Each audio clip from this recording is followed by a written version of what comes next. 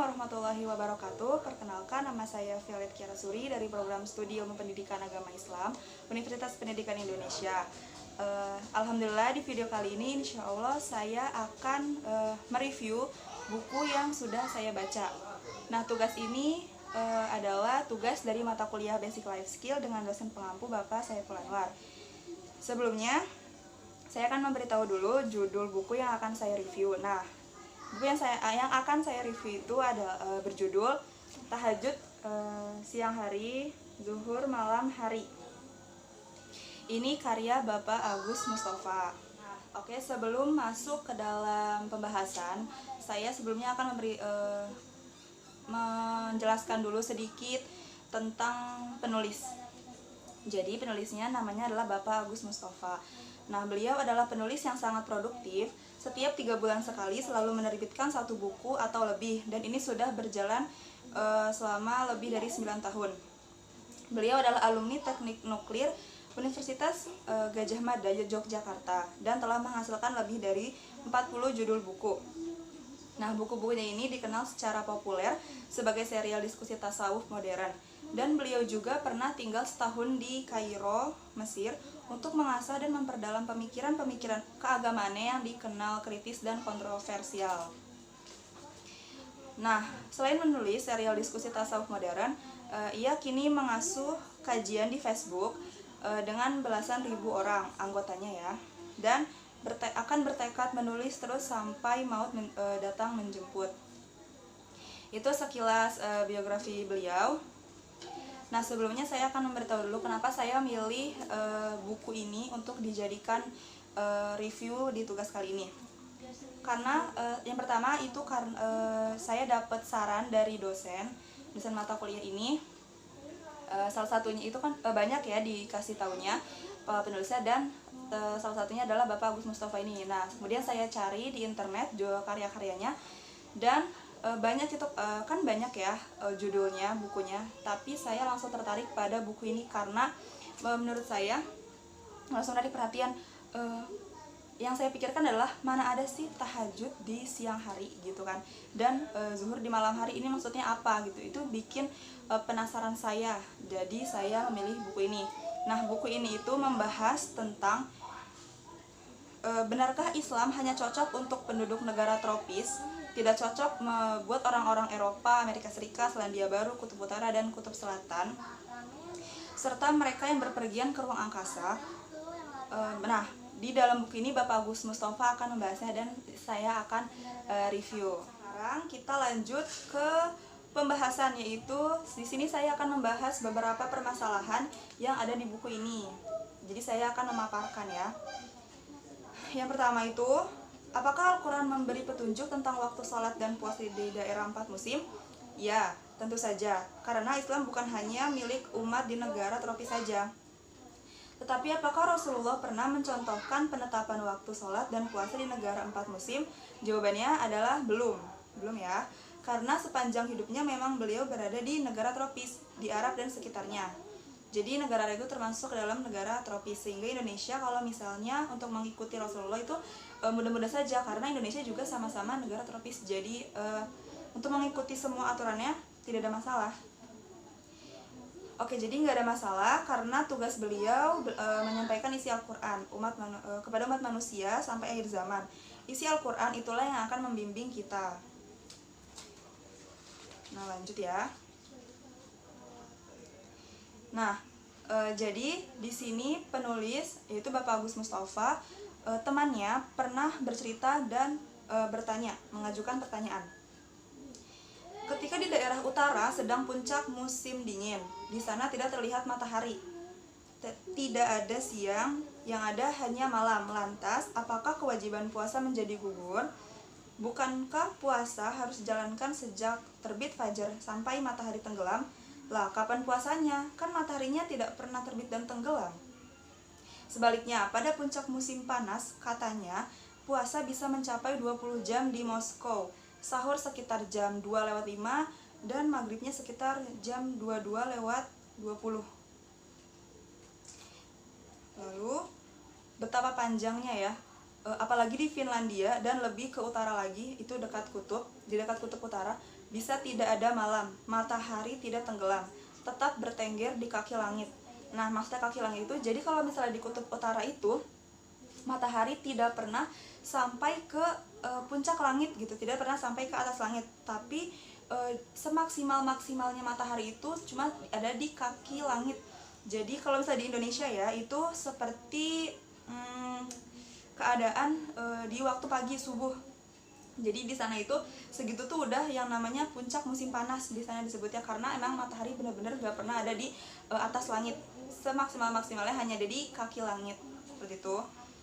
Nah, lantas kapan berbuka puasanya? Apakah kita harus berpuasa terus sampai berminggu-minggu tanpa berbuka? Sementara Allah mengatakan di dalam Al-Quran bahwa Dia tidak menghendaki kesukaran atas hambanya, Dia menghendaki kemudahan. Nah, jadi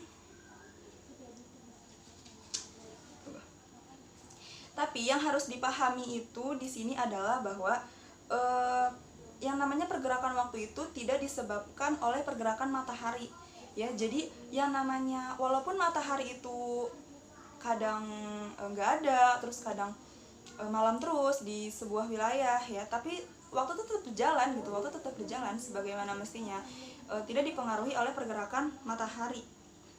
Jadi pergerakan waktu itu tidak dipengaruhi oleh pergerakan matahari seperti itu. Nah, maka di sini disebutkan lagi, pergerakan matahari tidak bisa dijadikan patokan mutlak untuk menentukan waktu-waktu sholat. Kita harus mengambil substansi perjalanan waktu secara global. Lantas kita gunakan penunjuk waktu selain matahari. Apa? Yaitu jam. Nah, bagaimana kita harus menyusunnya? Kuncinya itu ada pada lama waktu rotasi dan pembagian wilayah permukaan bumi, atau dalam istilah bumi disebut sebagai garis bujur dan lintangnya. Pertimbangan tadi yaitu dari rotasi, garis bujur, dan garis lintang, maka ada cara menetapkan waktu, bisa memiliki beberapa alternatif, tapi yang saya akan jelaskan di video ini hanya satu alternatif yang paling memungkinkan ya, yang paling pasti gitu, yaitu alternatif ketiga. Nah, alternatif ketiga ini berpatokan pada jam tropis. Artinya kita jadi gini, ini tuh permasalahan yang tadi loh, yang 4 musim dan kutub-kutub dan negara-negara yang di dekat kutub ataupun di kutubnya itu sendiri. Nah, ini tuh alternatif penyelesaian masalahnya yang alternatif ketiga ini. Nah, pada pergerakan matahari setempat, jadi patokannya itu bukan pada pergerakan matahari setempat, tapi pada pergerakan matahari tropis yang kita konversi ke dalam bentuk jam. Alternatif ini didasarkan pada konsep garis bujur, bahwa seluruh wilayah di permukaan bumi yang berada pada garis bujur yang sama pasti berada pada jam yang sama juga, yang tadi sudah saya jelaskan, di mana negara-negara yang dalam posisi satu bujur dari atas maupun yang sampai ke bawah itu pokoknya dalam rentang waktu yang sama.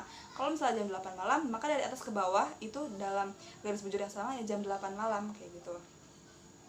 Maka kalau di ekuator sedang jam 12 siang, di zona subtropis maupun zona kutub pastilah juga jam 12 siang. Kalau orang-orang di tropis sedang sholat zuhur, maka seluruh zona yang ada di garis bujur yang sama bisa melakukan sholat zuhur, termasuk orang-orang yang sedang berada di kutub utara maupun selatan. Nah, boleh jadi di kutub utara sedang musim dingin, hari-hari dilewati mereka bersama kegelapan selama beberapa bulan. Akan tetapi karena orang tersebut sedang berada di bujur yang sama dengan orang yang sholat zuhur di ekuator, maka ia juga boleh sholat zuhur.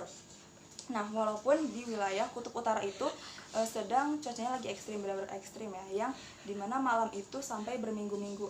Tapi kalau misalnya dia sudah kan mengikuti jam negara tropis, kalau misalnya di negara tropis itu lagi sholat zuhur, maka di situ juga sholat zuhur walaupun dalam posisi tidak ada matahari gitu. Nah, sebaliknya bagi orang yang di kutub selatan sedang mengalami musim panas, hari-hari dilewati bersama matahari yang tidak pernah tenggelam.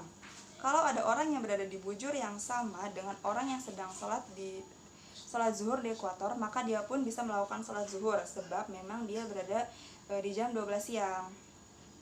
Begitu pula jika di ekuator ada orang yang sedang sholat isya, maka yang di wilayah utara dan selatan juga sama, walaupun tidak ada matahari ataupun sedang matahari terus menerus, sama gitu, tetap harus sholat isya karena patokannya adalah negara tropis, jam negara tropis, karena jamnya sama ya gitu.